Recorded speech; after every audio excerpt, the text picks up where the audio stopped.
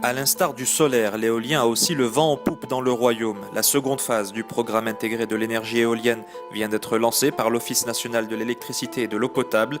Le cahier des charges d'un nouvel appel d'offres prévoit la construction de 5 parcs éoliens d'une puissance totale de 850 MW.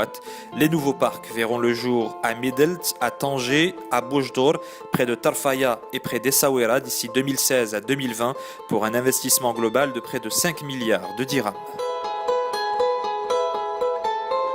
L'agriculture marocaine mise sur la promotion des produits du terroir. L'Agence pour le développement agricole entend encourager la création de consortiums de valorisation de ces produits caractéristiques des différentes régions du royaume.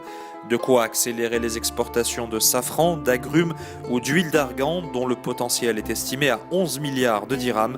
Les produits du terroir qui seront à l'honneur du prochain salon international de l'agriculture à Meknès avec la participation de pas moins de 50 coopératives.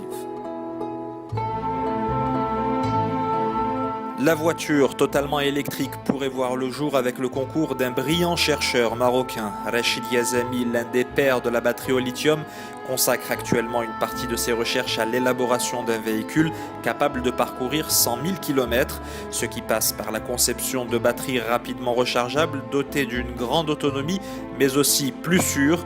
La voiture électrique qui braque sur elle tous les projecteurs au salon de l'automobile de Genève.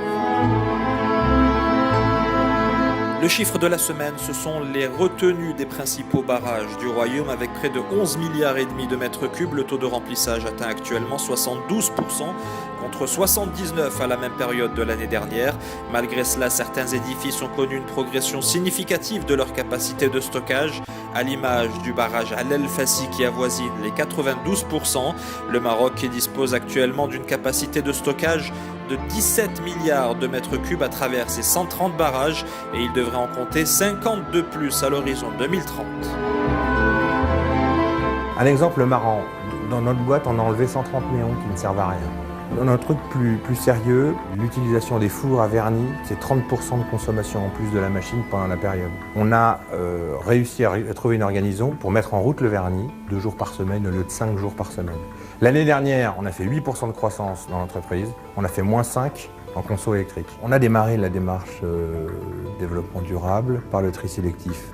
En fait, fondamentalement, on fait exactement la même chose qu'à la maison.